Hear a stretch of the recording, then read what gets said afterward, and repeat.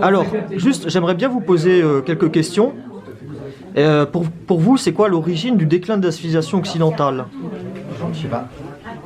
Parce que vous avez déjà fait des vidéos pour expliquer que le début du déclin de la civilisation occidentale, c'était la déspiritualisation. Oui, je pense, oui. Et donc, quelque part, on peut relier ça à la perte de la religion, de la pratique religieuse. Pour l'Europe, oui, en effet. Mais quand ça date, on peut pas. Enfin, moi, je ne peux pas fixer de date. Je pense que c'est sûrement déjà vers le 14-15e siècle qu'il y a des craquements qui se font, mais peut-être même avant, je ne sais pas. Mais voilà, c'est pas 1789, c'est bien avant. Et en fait, du coup, comme ça a eu pour conséquence une individualisation des masses. Oui, je pense que l'individualisme est vraiment devenu prégnant à partir de ce moment-là. Oui. Et comment on pourrait expliquer rationnellement ce passage où la religion permettait de faire du collectif ethnique, ou humain en tout cas, et que la perte des pratiques religieuses et de la spiritualité qui va avec, comment ça a pu déboucher vers l'individualisme? À partir du moment, je pense que à partir du moment où on se déspiritualise, on se dit qu'après tout qu'on n'a qu'une vie et qu'il faut en profiter, et donc il faut tirer la couverture à soi, et c'est le début pour moi de l'individualisme. Voilà. C'est le trait très fortement forcé, mais pour résumer, ce serait ça. Ouais, j'ai tendance à penser pareil. Donc en fait, le fait de plus croire en une vie dans l'au-delà, une vie après la mort, on est enclin non seulement à profiter du jour présent, dans sa petite individualité, en cherchant dans une sorte de quête de confort. Et forcément, le corollaire de ça, c'est de faire le moins d'enfants possible, parce que plus on en fait des enfants, et plus il faut s'en occuper en termes de temps, d'énergie et aussi d'argent. Oui, je pense que tout se tient.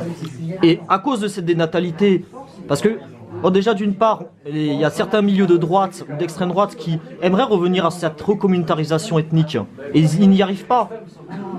Oui. Et voilà, alors que en fait la clé de lecture qu'il faudrait leur apporter, s'ils veulent bien l'accepter, ce serait un retour religieux, déjà pour reformer du communautarisme comme ils le souhaitent.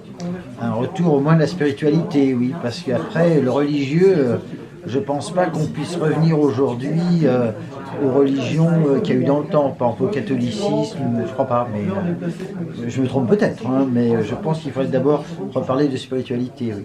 Bon, on va dire que c'est peut-être plus entendable, c'est plus pédagogue de commencer par là, ça je suis peut-être d'accord. Oui, parce que je pense qu'il y a eu quand même la religion maintenant, il y a eu suffisamment de critiques bibliques pour que beaucoup de gens ne veuillent plus se tourner vers la religion, vers les religions de nos ancêtres. Et actuellement, il y a des personnalités nationalistes ou en tout cas patriotes qui ont compris qu'en fait, le fond du problème de l'immigration de masse, c'est pas le dumping social, certes en parallèle, mais plus profondément, c'est plutôt la dénatalité. Ils commencent à le comprendre depuis quelques années et ça me fait plaisir. Mais il faudrait peut-être les aiguiller sur l'origine de cette dénatalité, comme vous avez bien répondu il y a peu de temps. Oui, je pense que tant qu'on ne traite pas l'origine du problème, la racine, on ne le résoudra jamais. Parce qu'on remarque que, par exemple, les gens très religieux, que ce soit catholiques pratiquants, fervents pratiquants ou d'autres religions, c'est ceux qui sociologiquement ont tendance à faire des familles nombreuses, quoi. Oui, ça se constate au moins, oui, empiriquement. Et donc fatalement, peu importe, au-delà des gens, des décisions des élites, ou au-delà des gains électoraux, ou d'un coup d'État éventuel, la meilleure solution, enfin en tout cas la solution la plus viable, c'est de faire en sorte que peut-être que les gens reviennent à une religion pratiquée, et que par la suite, ça refasse des familles nombreuses. Oui, ce serait, théoriquement parlant, c'est la meilleure solution. Et indirectement, les élites seront obligées de bloquer les frontières. Oui, ça, si on reste dans le même contexte, oui, je pense, mais voilà. Mais je pense que ce serait une solution théorique au moins. Est-ce que dans la pratique on pourra l'atteindre? Ça, c'est un autre problème. Mais théoriquement, moi, je la vois par là.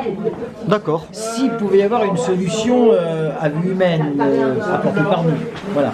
Je pense que la solution viendra de façon beaucoup plus violente, par des effondrements.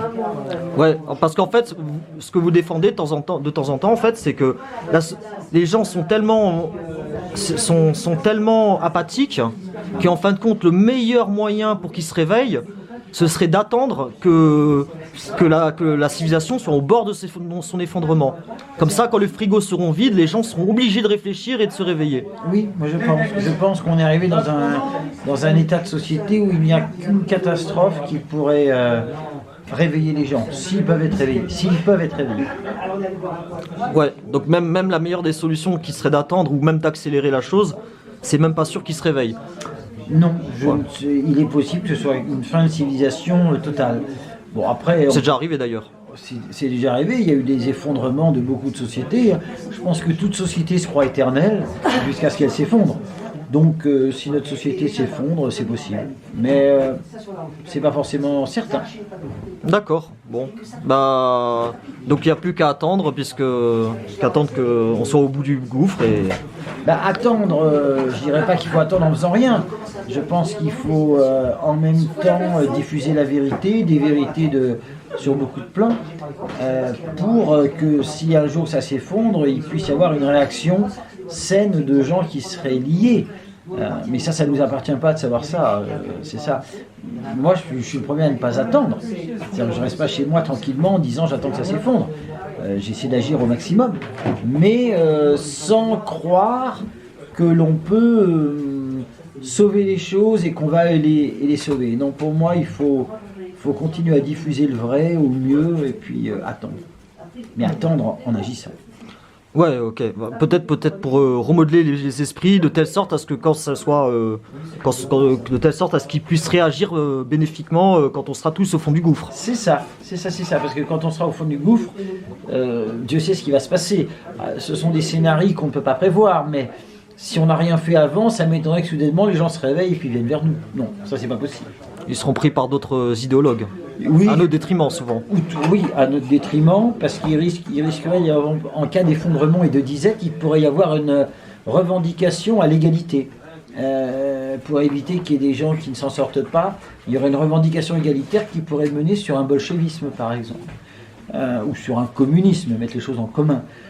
C'est pas vraiment ce qu'on veut nous, mais s'il n'y a aucun espoir, les gens préfèrent l'égalité dans la pénurie que l'inégalité dans l'abondance.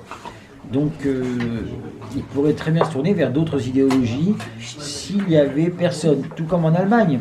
Dans les années 20, s'il n'y avait pas eu le national-socialisme, le parti national-socialiste, c'est les communistes qui auraient raflé la mise. Donc il faut offrir aux gens autre chose. Ils auraient pu rafler la mise en France également à une certaine époque. Oui, bon, oui. un peu plus tard, mais... C'était pas loin, hein. Donc c'est pour ça que j'estime qu'il faut toujours agir pour être présent pour le jour de l'effondrement, être mûr pour attirer les gens à nous, sachant que c'est pas sûr. Ouais, c'est pas sûr, ouais. Bon. Non, rien n'est sûr dans la vie. Ce qui compte, c'est de faire ça pour l'honneur et non pas pour une promesse de succès. Exactement, c'est ça. C'est pour l'honneur et pour soi-même, progresser soi-même. Voilà. Je veux dire, moi j'ai combattu toute ma vie, même si j'ai eu, enfin c'est pas vrai, mais même si j'avais eu aucun résultat, j'ai fait pas mal de choses, ça m'a appris beaucoup dans ma vie, donc je regrette rien.